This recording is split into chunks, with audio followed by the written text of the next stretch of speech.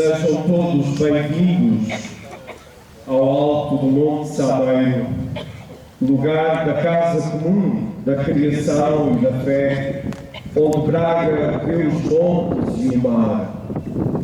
É aqui que se encontra também a casa da nossa mãe, a Senhora do Sameiro, que hoje se torna na casa da Eucaristia. Como é belo terminarmos aqui o 5º Congresso Eucarístico Nacional. Não poderia ser de outro modo. Como Maria, queremos ser apóstolos fiéis da Eucaristia. E por meio da Eucaristia, queremos adorar mais intensamente a presença real do Filho de Maria. O meu antecessor, o arcebispo Dom Manuel Vieira de Matos, que há 100 anos organizou o 1º Congresso Eucarístico Nacional, dizia a pretexto: Nossa Senhora não apareceu no Sameiro, ela está no Sameiro. E o padre Emílio Correia, o presbítero da Eucaristia, que ajudou a organizar esse mesmo congresso, afirmou: a Santíssima Eucaristia é o céu trasladado à terra para fazer da terra um céu. Não há céu fora da Santíssima Eucaristia. Há tanto mais céu quanto mais Eucaristia. Neste momento, quero saudar cordialmente o nosso estimado cardeal José Clementino de Mendonça, o enviado especial do querido Papa Francisco, que já esta manhã, pelas 7 da manhã, na 7ª marcha, nos deu a bênção no início desta tão bela peregrinação. Saudar o Senhor Núncio Apostólico, os cardeais, arcebispos e bispos da Conferência Episcopal Portuguesa, com os delegados diocesanos a este 5º Congresso Eucarístico Nacional, os presbíteros, diáconos, pessoas consagradas, as autoridades civis, militares, académicas, a Confraria do Sameiro e todos os movimentos católicos e voluntários que organizaram esta peregrinação. Por fim, quero sobretudo dirigir uma palavra especial a todos os peregrinos da nossa arquidiocese e de todas as dioceses de Portugal, que hoje vieram até aqui, formando um só corpo, porque nos alimentamos do mesmo pão. Ao olhar os vossos milhares de rostos, sei que não vindes aqui à casa da mãe para lhe pedir milagres extraordinários, mas somente para lhe pedir uma coisa: um pouco de esperança. Essa esperança que liga o presente, tantas vezes marcado pelo sofrimento, as lágrimas e o desespero, a um futuro que acreditamos ser mais luminoso, alegre e pacífico. Vindes aqui porque sabeis que ela não nos abandona, porque nos ama. E uma mãe é uma especialista na arte do amor. Vindes aqui porque quereis contemplar a sua imagem, essa imagem que este ano celebra o 120º aniversário da sua coroação. E a quem o poeta João Lemos disse que mais bela só no céu. Senhora do Sameiro, estamos aqui agora nas tuas mãos.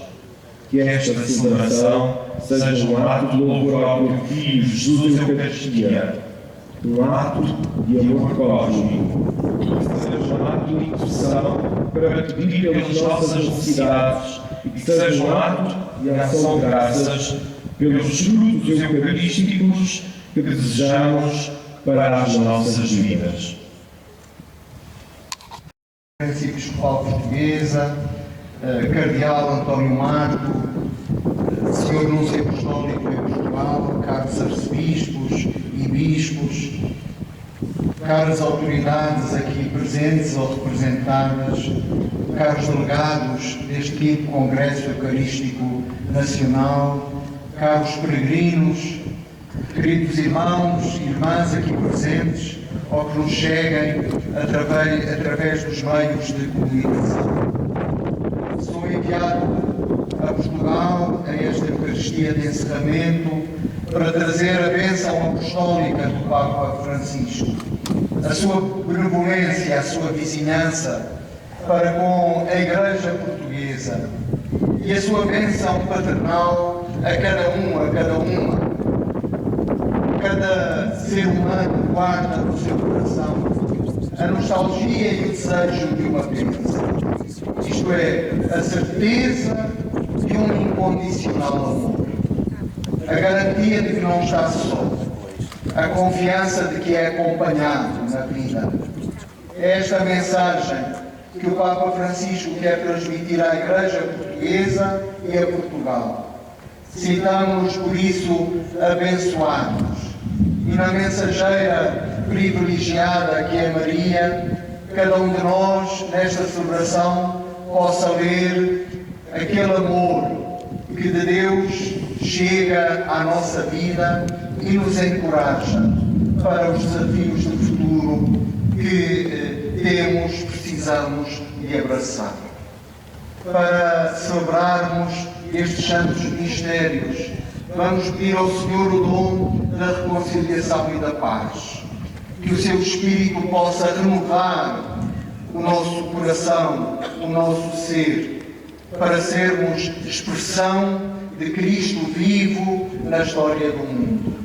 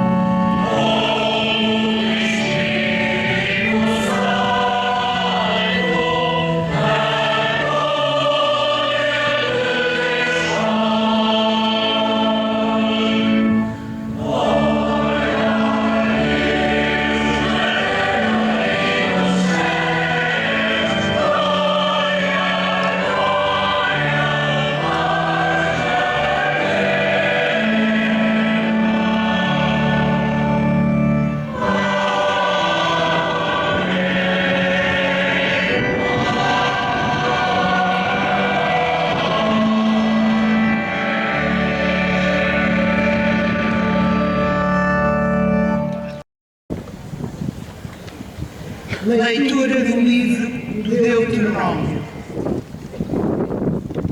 Eis o que diz o Senhor: guarda o dia de sábado para o santificares, como te mandou o Senhor teu Deus. Trabalharás durante 6 dias, e neles farás todas as tuas obras. O 7º, porém, é o sábado do Senhor teu Deus. Não farás nele qualquer trabalho, nem tu, nem o teu filho, nem a tua filha, nem o teu escravo, nem a tua escrava, nem o teu boi, nem o teu jumento, nem nenhum dos teus animais, nem estrangeiro que mora contigo. Assim, o teu escravo e a tua escrava poderão descansar como tu. Recorda-te que foste escravo na terra do Egito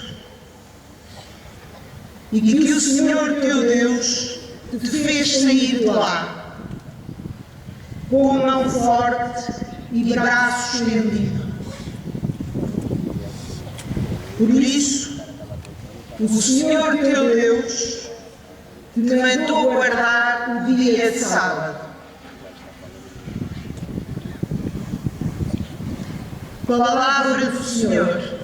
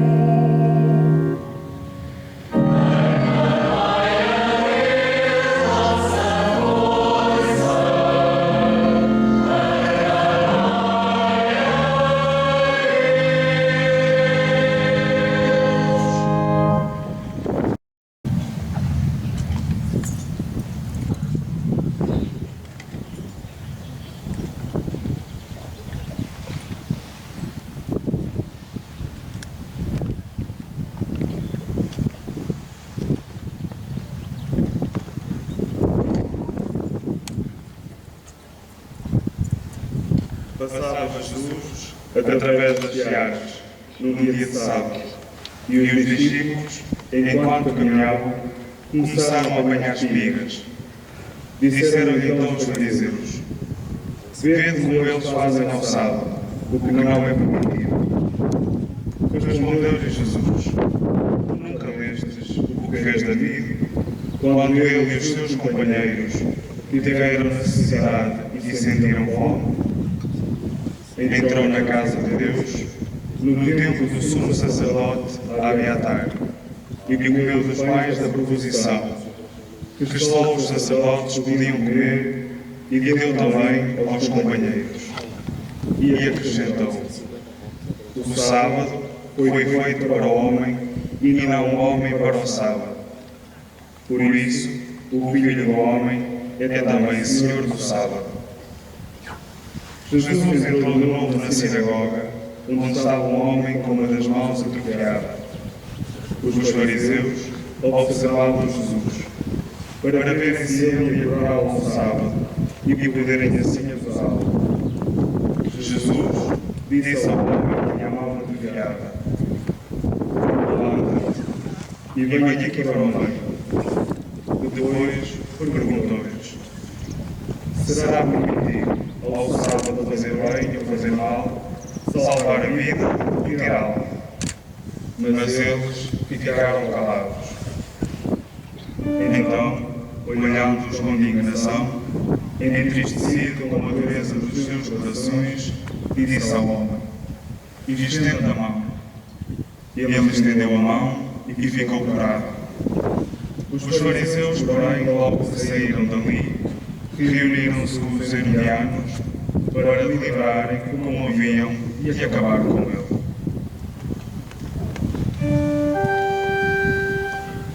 Palavra da salvação. Glória a vós, Senhor.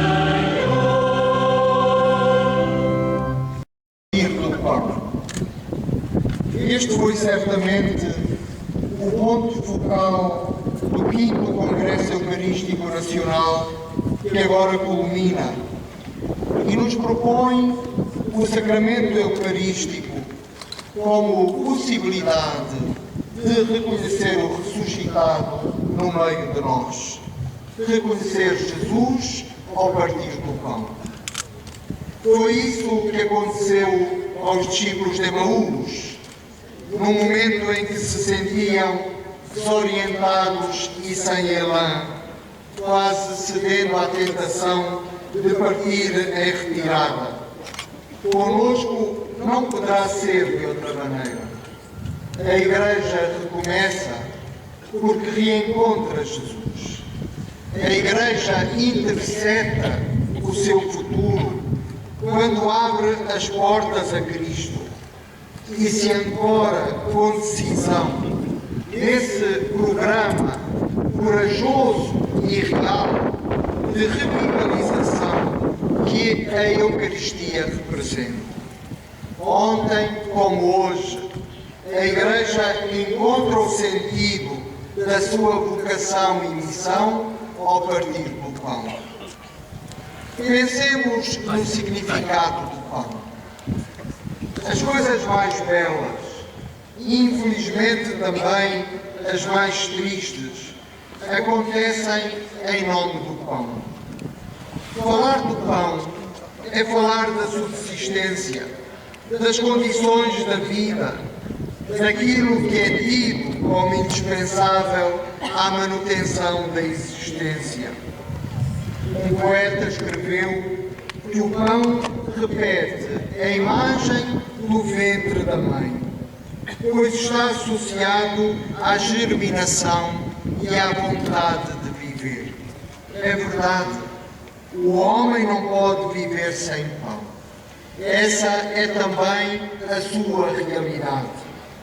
O próprio Senhor o deixou expresso nos relatos da multiplicação dos pães.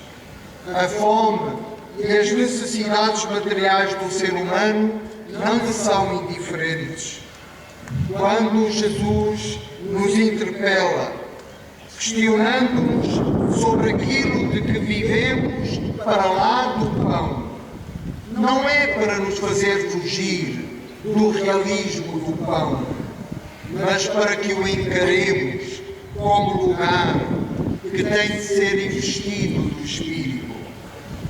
O próprio Jesus há de mostrar como se faz, quando, no contexto da última ceia, pegar no pão e disser: comei este pão, que não é só pão, que é o meu corpo, o dom inteiro da minha vida entregue por vós. Mas sabemos como a disputa pelo pão pode torná-lo um referente anti-eucarístico. Instrumentalizado pelo egoísmo, o pão torna-se não o símbolo do amor, mas da violência. Não o que funda a prática da fraternidade, mas o signo da desigualdade e do descarte. O pão pode ter o perfume da paz, ou estar na origem das devastadoras guerras. O pão pode ser aquilo que une, ou a ferida que separa. A pergunta é se haverá solução. Se este drama em torno ao pão se pode alguma vez resolver, ou se estamos condenados a que o pão nos afaste e nos torne inimigos, em vez de irmãos e iguais. E a pergunta para nós cristãos é esta: qual é o papel efetivo da Eucaristia que celebramos na gestação de comunidades de esperança e na edificação de um mundo melhor? A leitura do livro do Deuteronômio que hoje escutamos recorda que o horizonte da nossa humanidade não se esgota na materialidade pura. O humano em nós não se revela na exclusiva procura do ter, mas é convocado a mais. É convocado a escutar a universal vocação divina que nos atravessa. Sem o reconhecimento dessa vocação, o homem não chega a humanizar-se. Fica aquém do seu destino e não compreende de modo cabal a dignidade do seu ser.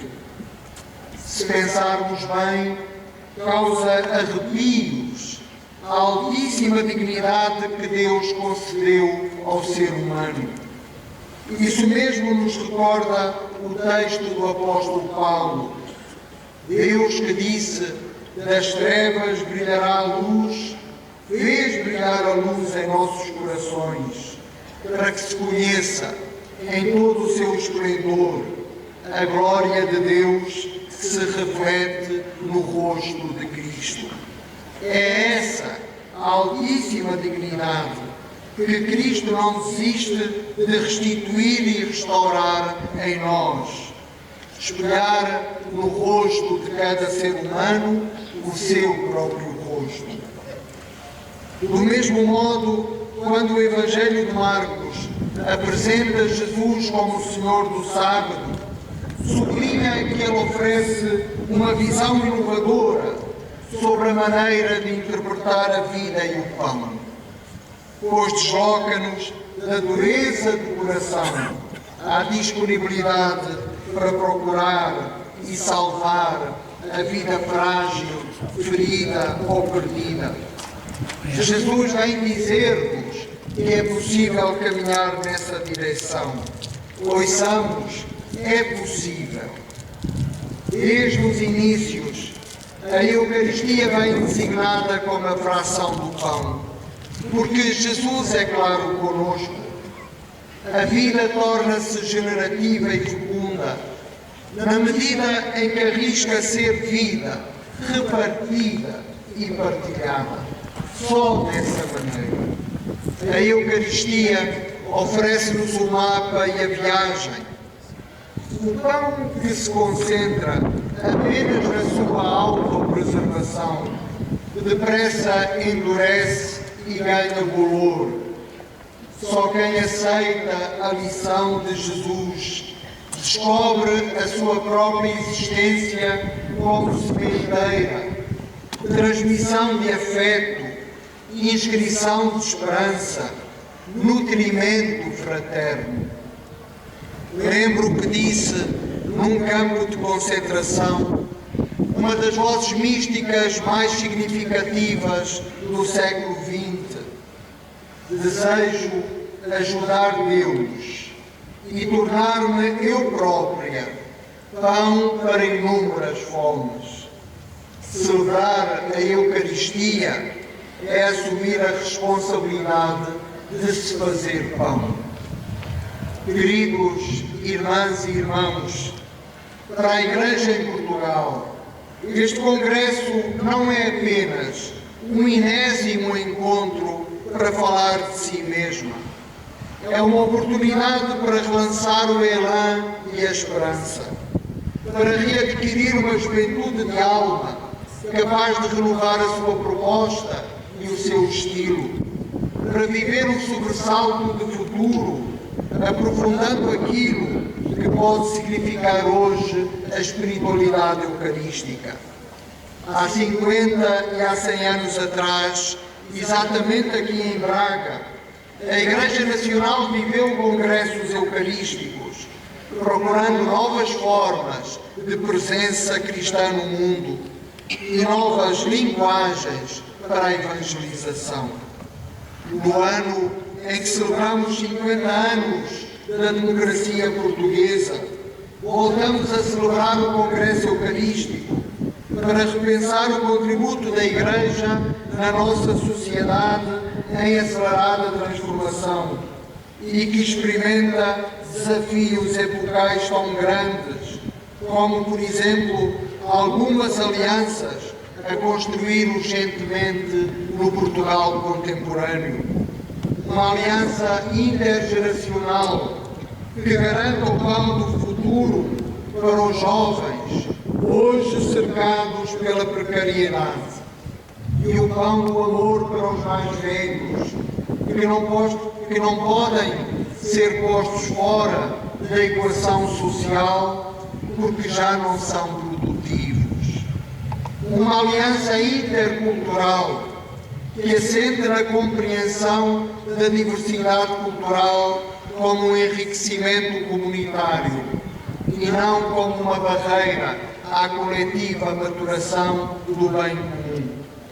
Para a Igreja em Portugal, motivada pelo caminho sinodal, reforçada pela experiência da Jornada Mundial da Juventude, mobilizada pelas grandes linhas do magistério do Papa Francisco, abre-se aqui uma estação de renovação e de caminho.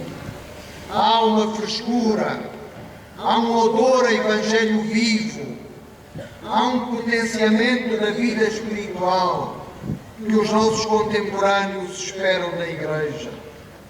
E são talvez três, nesta hora, os chamamentos fundamentais.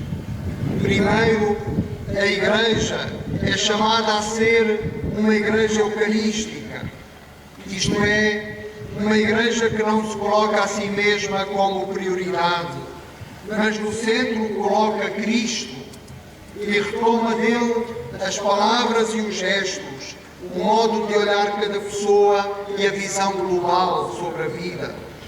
Uma Igreja Eucarística é o contrário de uma Igreja clericalista.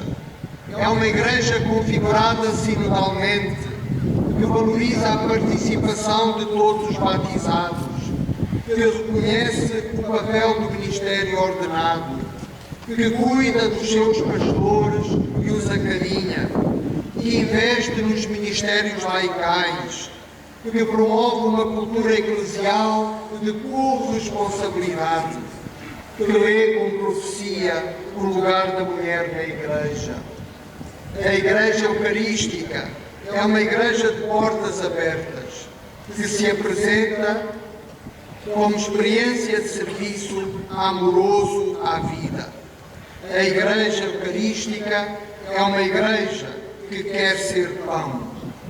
Uma igreja que vê clara a continuidade entre o santo fervor da liturgia e o santo dever da comunhão, traduzida naquilo que São João Paulo II, que também esteve neste santuário do Sameiro, descrevia como a fantasia da caridade. Em segundo lugar, a Igreja em Portugal é chamada a ser uma Igreja samaritana, uma Igreja que atualiza a linguagem da compaixão, uma Igreja de proximidade, não indiferente nem esquiva, mas capaz de fazer suas, como exorta o proémio da Gaudium et Spes, as alegrias e as esperanças, as tristezas e as angústias do homem de hoje, sobretudo dos pobres e de todos aqueles que sofrem. Uma Igreja especialista em humanidade, como insiste o Papa Francisco, que não aponta o dedo, mas abre os braços. Uma Igreja enamorada pelo Evangelho, imobilizada pelo seu anúncio. Recordo as palavras que, não longe daqui, escreveu o monge poeta Daniel Faria. Escrevo para os que morrem sem nunca terem provado o pão. Grito-lhes, imaginai o que nunca tivestes nas mãos. A Igreja Samaritana adota uma atitude de escuta, capaz de ser artesã de encontros para lá da sua zona de conforto ou do seu perímetro habitual, capaz de diálogos e de abraços que testemunham a maternidade e a paternidade incondicionais de Deus. Em terceiro lugar, a Igreja em Portugal é chamada a ser uma Igreja mariana. Esta que é a terra de Santa Maria e o povo em cuja história Maria foi uma presença matricial e contínua. Destacaria alguns traços da espiritualidade mariana que somos desafiados a redescobrir. O primeiro deles é a gentileza. Na visita a Isabel, o evangelista Lucas afirma que Maria viaja apressadamente, porque não assume a reivindicação do seu conforto, mas a urgência que o outro está a viver. Uma vez chegada à casa de Isabel, não toma a palavra em primeiro lugar e depois coloca-se todo o tempo na posição de quem está ao serviço e não numa posição de poder.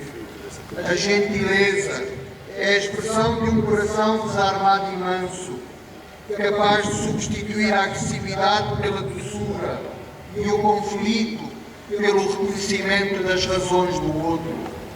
O mundo precisa de comunidades crentes que sejam reservas de gentileza e de cuidado. O segundo traço é a contemplação. A Igreja tem necessidade de fazer prevalecer, em vez de uma máquina funcionalista, a sua dimensão mística. A Igreja só interceptará a sede de espiritualidade do nosso tempo se também ela se colocar a caminho, peregrina das grandes perguntas, em vez de rotineira, gestora de respostas pequeninas. Que bom foi o peregrinar que hoje vivemos, subindo ao Sameiro, como o povo que caminha conjuntamente e canta a Deus as suas lágrimas e os seus sonhos. Não tenhamos medo dos recomeços. É que para escutarmos até ao fundo a palavra de Deus, precisamos talvez pensar que ainda não a escutamos.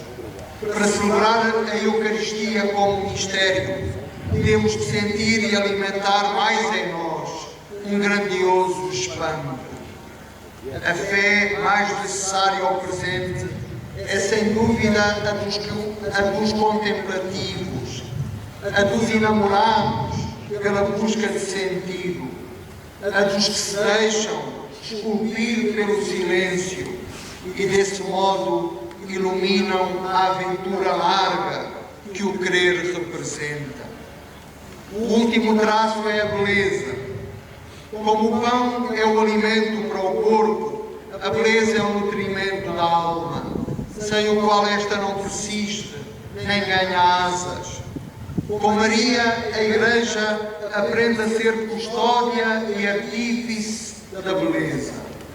A começar pela beleza da Eucaristia, que tem de ser celebrada como uma obra de arte e vivida como a obra-prima que Jesus nos permite ser.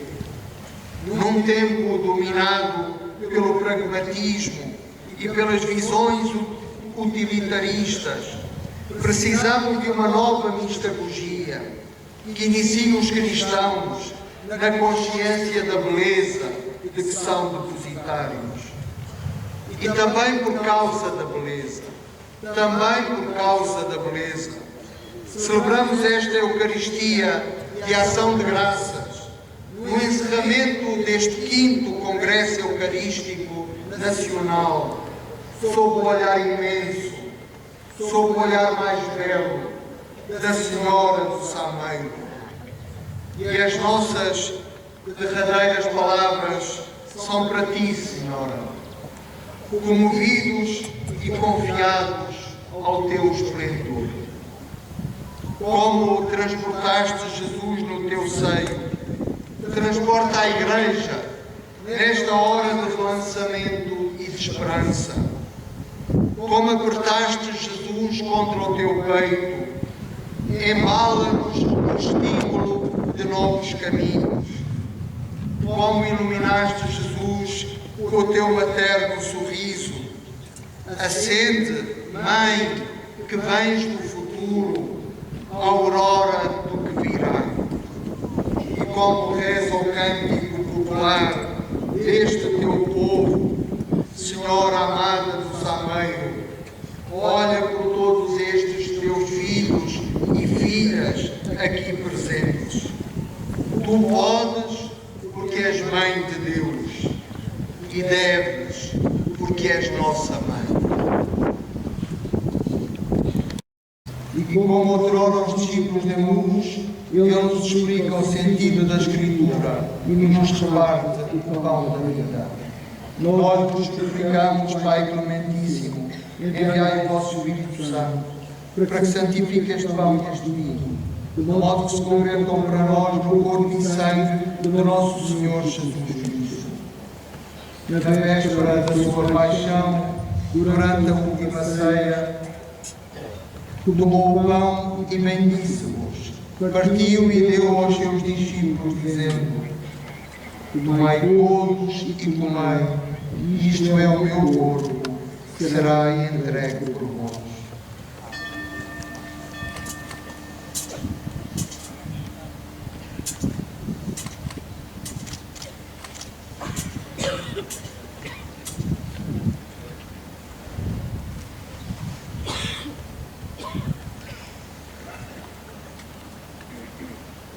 De igual modo que o fim da ceia tomou o cálice, deu-vos graças e deu aos seus discípulos, dizendo: tomai todos e bebei, este é o cálice do meu sangue, o sangue da nova e eterna aliança, será derramado por vós e por todos para a remissão dos pecados.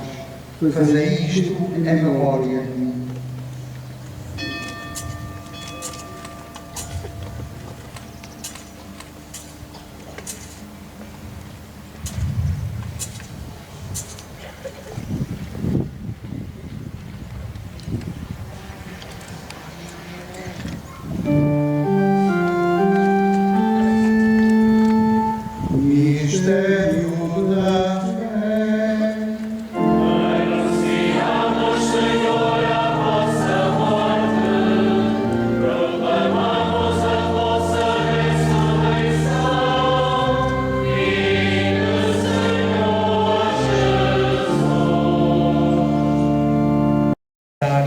Meditando com voz incansável, olhamos com espanto para a face, pois ele é a paisagem que está antes da paisagem, semente luminosa no escuro do seu fruto.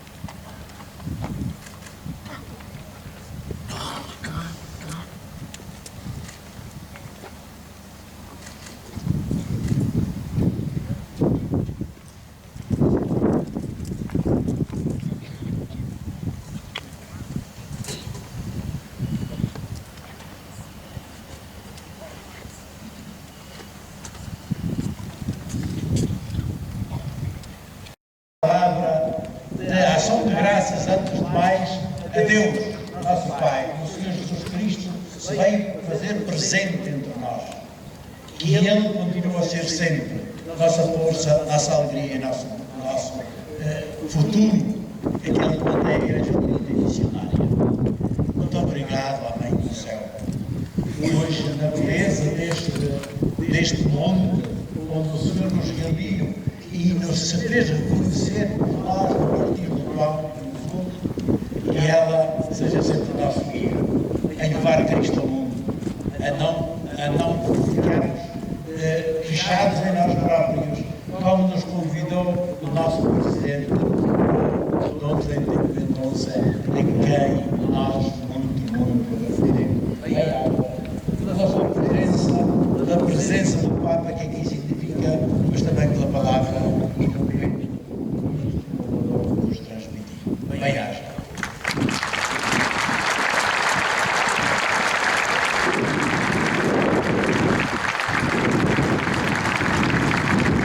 Finalmente, uma última palavra só, àqueles que têm e sentem também o sacramento da presença do Senhor entre nós, da Eucaristia, do pão partido, e sentem hoje como necessidade. Aqueles que nas nossas cidades ainda não encontraram casa, aqueles que nos nossos hospitais sofrem, aqueles que estão sem trabalho, aqueles que lutam para encontrar o lugar da melhor da vida, e particularmente a obediência da palavra dos nossos jovens. Não deixem de perder esta ocasião da Eucaristia. Não deixem de fazer comunidade com